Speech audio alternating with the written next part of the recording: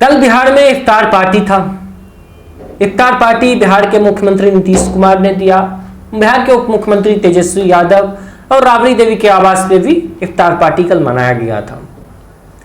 इस इफ्तार पार्टी में बिहार के कई दिग्गज नेता भी शामिल हुए, जिसमें से पप्पू यादव का नाम आ रहा है, चिराग पासवान का नाम आ रहा है, और ये तमाम नेता जो राजनीतिक क्षेत्र में एक दूसरे के घोर विरोधी माने जाते हैं, कट्टर विरोधी माने जाते हैं, वो तमाम नेता कल एक मंच पे एक साथ बैठे हुए दिखे।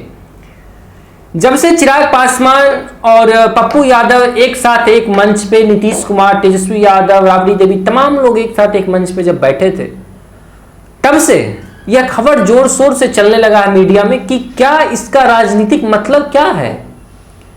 क्या फिर से विपक्ष एकजुट होने का बात कर रहा है? क्या चिराग पासवान की नजदीकी तेजस्वी यादव से बढ़ रही है? क्या नीतीश कुमार, चिराग पासवान और नीतीश कुमार के बीच जो दूरियां थी वो दूरियां खत्म हो रही है? चिराग पासवान कल जिस तरीके से नीतीश कुमार को देखे, दोनों ने एक दूसरे को प्रणाम किया और चिराग पासवान तुरंत से जाके नीतीश कुमार का जाके पैर छुआ और पैर छू के उन्होंने प्रणाम किया चिराग पासवान ने। तब से यह भी और संकेत लगाया जा रहा है कि चिराग और नीतीश के बीच जो दूरियां थी, राजनीतिक दूरियां जो थी, क्या वो दूरियां बढ़ती जा रही है? अगर ऐसा होता है सच में, तो फिर तो तेजस्वी का बल्ले बल्ले है। इस पे भारतीय जनता पार्टी हो और अन्य नेता हैं, कई लोगों ने इसका विरोध भी किया कि बिहार एक तरफ जल रहा है और दूसरी तरफ आप इफ्तार देने का कोई सवाल नहीं उठ रहा है। जब चिराग पासवान, पप्पू यादव जब वहां से निकले तो मीडिया ने उनसे सवाल किया चिराग पासवान से, चिराग जी, नीतीश जी से क्या बात हो रही थी? तो चिराग पासवान ने कहा कि नीतीश कुमार से बस यही बात हुआ कि कैसे हो। चिराग पासवान से नीतीश कुमार ने पूछा कि कैसे हो, उस पर चिराग पासवान का जवाब, मैं ठीक हूं, आप कैसे हैं। मतलब हाल चाल ही बस पूछा गया, राजनीतिक तौर पे से कुछ बातचीत नहीं हुई। चिराग पासवान ने कहा कि मैं कल बच गया क्योंकि हमारी भाभी और हमारी बहनें वहां नहीं थी। मतलब ये इशारा अपने विवाह की ओर था। अगर हमारी भाभी और हमारी बहनें होती तो वो हमसे पूछती कि चिराग, अब तुम्हारा भी उम्र हो गया है, अब तुम भी शादी विवाह कर लो। लेकिन हमारी बहनें और भाभी कल नहीं थी तो मैं इस चीज से बच गया। और चिराग पासवान का कहना हुआ कि हमारा और तेजस्वी जी का व्यक्तिगत रिश्ता है। हमारा आज से नहीं, हम कई वर्षों से, जब हमारे पिताजी जीवित थे तब से ही हम एक दूसरे के परिवार में आया जाया करते थे। हमारा ये व्यक्तिगत रूप है, इसको राजनीति से ना जोड़ा जाए। एक तरफ बीजेपी से भी चिराग पासवान की दूरियां बढ़ती जा रही है। अभी से कुछ दिन पहले आपको याद होगा, चिराग पासवान कह रहे थे हम 40 सीट की तैयारी कर रहे हैं, हमको 40 सीट पे चुनाव लड़ना है। मतलब अगर हमको बीजेपी से भाव नहीं मिलता है तो हमको कोई दिक्कत नहीं है, हम 40 सीट पे अपना तैयारी कर रहे हैं। और यहां पे वोट बैंक के हिसाब से अगर देखा जाए तो पासवान वोट बैंक जो है बिहार का, वो पशुपति पारस के साथ नहीं है, यह हम सभी को पता है। अभी से कुछ दिन पहले मोकामा में जिस तरीके से रैली था, चिराग पासवान और सम्राट चौधरी जो बिहार के बीजेपी के अध्यक्ष हैं, दोनों एक साथ गए थे, दोनों एक ही मंच पे गए थे, जहां पे चिराग पासवान का भरपूर स्वागत हुआ और वहीं पे सम्राट चौधरी को बहिष्कार कर दिया गया। लोग सम्राट चौधरी को सुनने में दिलचस्पी नहीं रख रहे थे।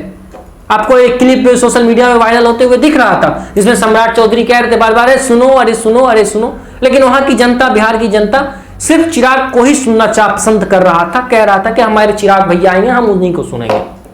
मतलब ये तो तय है कि पासवान का वोट बैंक जो है वो पशुपति पारस के साथ नहीं है और ना ही बीजेपी के साथ है। अगर बीजेपी से चिराग पासवान का आने वाले समय में लोकसभा चुनाव हो, विधानसभा चुनाव, गठबंधन नहीं होता है तो बीजेपी को इसका नुकसान होगा और तेजस्वी को इसका फायदा होगा। कुछ राजनीतिक विशेषज्ञ ये कह रहे हैं कि जिस तरीके से अभी आपने सुना, चिराग पासवान कहते हैं हम 40 सीट की तैयारी कर रहे हैं, तो मतलब बीजेपी वाले उनको बस 4-5 सीट दे के कह रहे होंगे। ये अंदर की बात है, वो किसी अभी पब्लिक में नहीं, मैं आपको एक अनुमान लगा के मैं कह रहा हूं, कह रहे होंगे कि भैया तुम 5 सीट ले लो और तुम 5 सीट पे चुनाव लड़ो। उस पर तेजस्वी चिराग मान नहीं रहे होंगे, कह रहे हो कि हम 5 सीट पे क्यों चुनाव लड़े, क्योंकि पासवान वोट बैंक हमारे साथ है। और अगर ये 5 सीट पे भी गठबंधन हो जाती है तो ये तो तय है ना कि जहां जहां चिराग का उम्मीदवार होगा वहां का पासवान वोट बैंक सिमट कर चिराग के पार्टी को वोट मिलेगा। और जहां बीजेपी अपना कैंडिडेट की, वहां का जो पासवान वोट बैंक होगा या दलित का वोट बैंक होगा वो तेजस्वी में जाके सिमट जाएगा, तेजस्वी के साथ शिफ्ट हो जाएगा। तो यहां पे तेजस्वी को फायदा होते हुए दिख रहा है। लेकिन कल का इफ्तार पार्टी था, उसका राजनीतिक मायना नहीं निकालना चाहिए, क्योंकि तमाम नेताओं का यही कहना था हम एक दूसरे के राजनीतिक कार्यक्रम हो, राजनीतिक पार्टी हो, तो हम लोग जाते हैं, इसको राजनीति से ना जोड़ा जाए, इसको व्यक्तिगत रखा जाए। हमारा व्यक्तिगत वहां पे जो रिलेशन है, व्यक्तिगत रिश्ता है, हम उस रिश्तेदारी में गए थे, ना कि हमारा इससे राजनीतिक कोई दूरियां जो थी वो कम होते जा रही है। और नीतीश कुमार का जो पैर छूते हुए तेजस्वी का चिराग का जो फोटो सोशल मीडिया पे वायरल हो रहा है, उस पर भी कहा गया कि हमारा ये परंपरा है कि हम जब भी किसी बड़े को देखते हैं तो हम बड़े का सम्मान करते हैं। चिराग पासवान ने कहा कि नीतीश कुमार से हमारा कोई भी राजनीतिक द्वेष है, लेकिन व्यक्तिगत द्वेष नहीं है। वो हमारे सम्मानित हैं, हमसे बड़े हैं, हमारे बुजुर्ग, मैं उनका सम्मान करता हूं। अब आने वाले समय में इसका क्या असर रहता है बिहार की राजनीति पे और देश की राजनीति पे, कितना कुछ असर होता है, देखना बहुत ही दिलचस्प होगा। तो फिलहाल के लिए इतना ही। बाकी की तमाम खबरों के लिए देखते रहना न्यूज़ टीवी। धन्यवाद।